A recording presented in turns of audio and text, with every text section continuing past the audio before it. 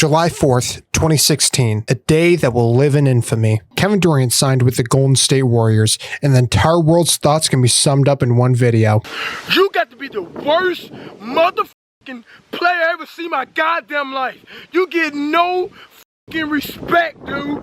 No fucking respect, dude. No one respect you anymore with your motherfucking BB head ass nigga. I hate your fucking ass, bro. How you gonna... I'm thinking for the camera, man. Needless to say, he became the most hated player in the NBA. Next to no one. For the next decade until... But why do we hate KD so much?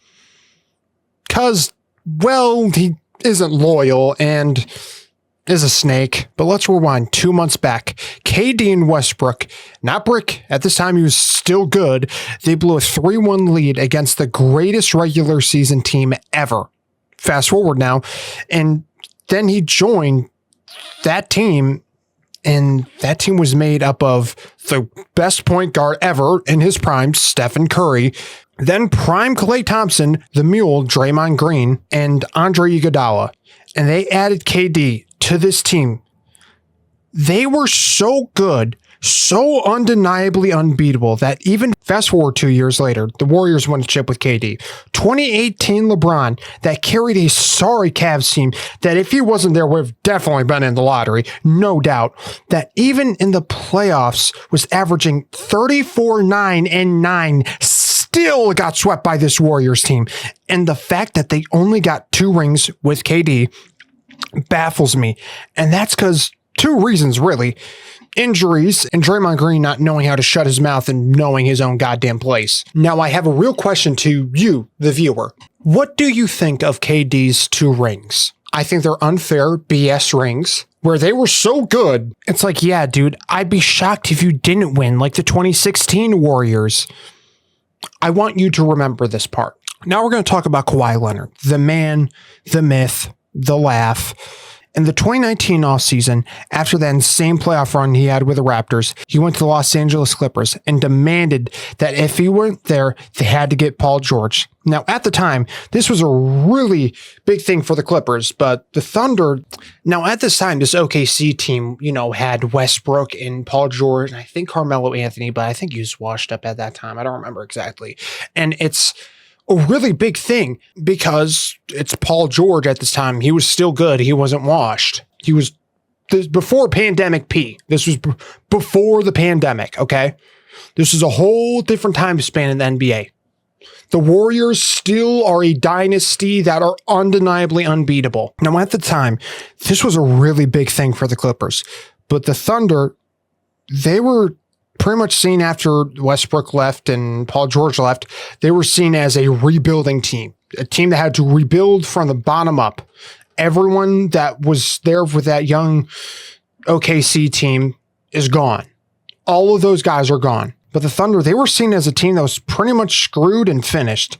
And they traded Paul George away for a mountain of picks. And oh my God, as I'm researching this, how badly the Clippers cheddar bob themselves is genuinely insane. So the Clippers pretty much trade away their entire future for Paul George, and they trade away the shooting guard with high potential. Now everybody knows his name and despises him, and his name is Shai Gilgeous-Alexander. But right now he's a nobody, and the Clippers look like a super team.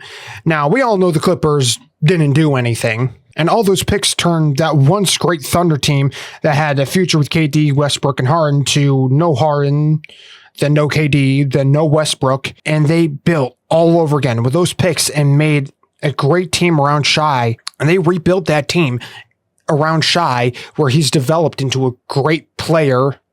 Yeah. Now, he did something that old team could never do, that KD chased after.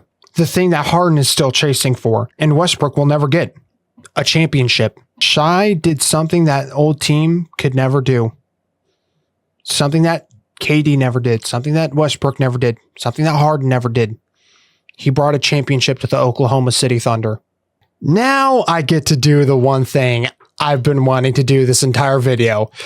relentlessly hate on Shai Gilgeous-Alexander. This man has flopped his way to an NBA championship and got lucky that in Game 7, the Halliburton tore his Achilles, or the Pacers would have finally had a ring that Paul George has always chased after. And right now, as I'm recording this, the Spurs and Thunder are playing, and the Thunder are playing some of the dirtiest basketball I have ever seen. And I'm praying Victor Wembanyama will save the NBA from these insufferable douchebags getting back-to-back chips. Because at least with the old Thunder team, they were likable. KD, before he went to the Warriors, was likable. Westbrook, I remember, hasn't done anything to make me hate his fucking guts. James Harden, although yes, he's James Harden, who also did the same flopping horse shit on the Rockets. At least that team deserved to win a championship. This Thunder team, I don't want them to have shit. Shai's a performative male who loves to just say he's playing the game of basketball as he does some of the dirtiest shit in the NBA today. Now let's talk about one of the dirtiest teams in NBA history, the Bad Boy Pistons. To sum up pretty much this entire Pistons team into one sentence, think about punching somebody in the face pretty much, but not punching them in the face. That is the Pistons team.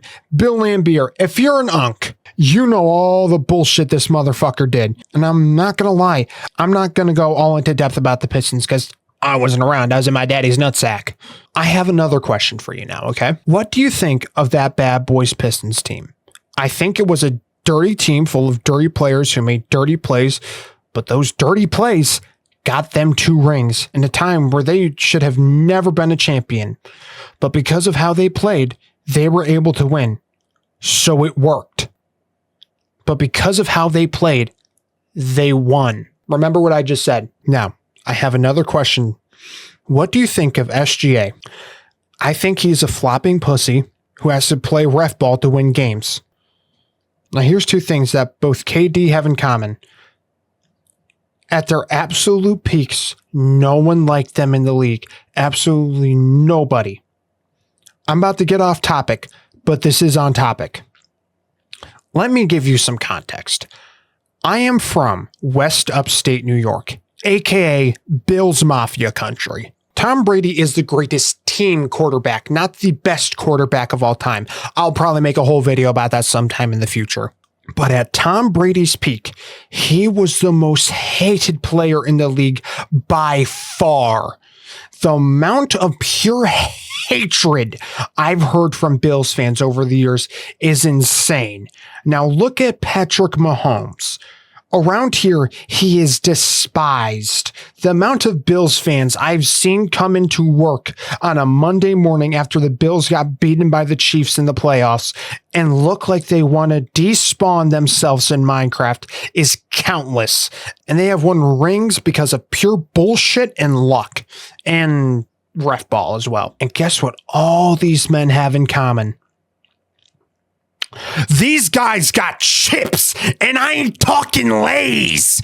No matter what, we as fans can never take that away. Those are immortal champions at their sport, where their legacy in the game will last forever. No matter how much as we as fans hate them, it will never take away that at this time, this moment in history, they were the best of the best, no matter what way you play the sport of basketball or football, you won.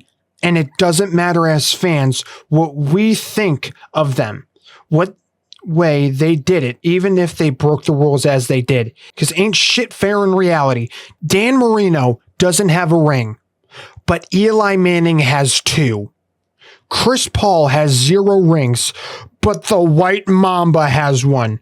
Westbrook and Harden, 2 MVPs and Hall of Famers, neither one of them have a ring. But KD does. The NBA and the NFL fan base have a ring culture where no matter how well you did, no matter how many points you scored, it doesn't mean shit unless you have a ring. It does not matter what your greatness is. It is defined by how many rings you have. And that is a fact that will never change in reality. We will relentlessly hate our favorite players and our most hated ones as well. The NBA fan base is a miserable, hate-filled fan base that will relentlessly shit on every team and every player ever. Michael Jordan, well, he got snuffed out by the bad boy Pistons and the Celtics when he was younger on in the NBA.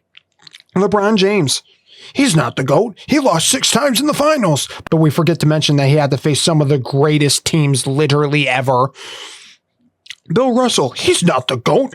He went against electricians and plumbers. Yeah, electricians and plumbers. And you're probably thinking to yourself right now, Ivan, what are you getting to? Easy. The point of this video. So shut your fucking mouth and let me cook, bitch. Look, I'm not getting copyright striked. It's just not happening. I want you to tab out of this video, go to YouTube, search in Crown by Kendrick Lamar, okay? And I want you to play the song in 3, 2, 1. We as humans love to shit on and throw stones at everyone.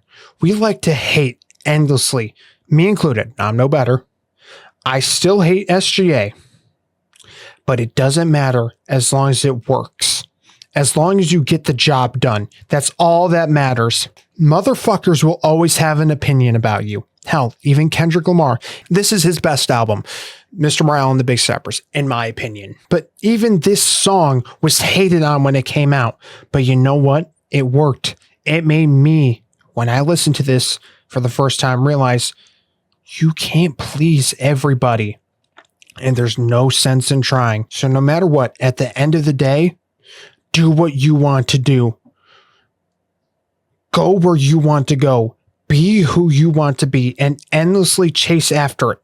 And I'm enjoying the moment right now as I'm doing this. This is the thing I love to do. I'm having the time of my fucking life because I'm on my 4-day weekend and it's amazing. And you know what? Some of you motherfuckers are judging me and shitting on me right now, mentally.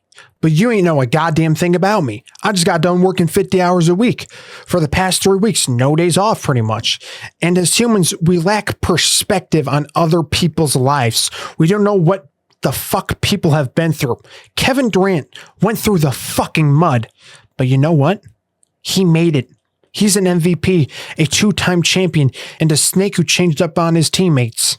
LeBron James does have 6 losses in the finals, but he does have one of the greatest comebacks in NBA Finals history. Michael Jordan did lose to the bad boys Pistons and the Celtics when he was young, and then he had 2 3-peats and 5 MVPs. Bill Russell did go up against electricians and plumbers, but also went up against Wilt Chamberlain, Jerry West, Oscar Robertson, Elgin Baylor. You know, plumbers and electricians. But guess what? He's got 11 rings. More than I have fingers on my hands. Hey, Bill, say cheese.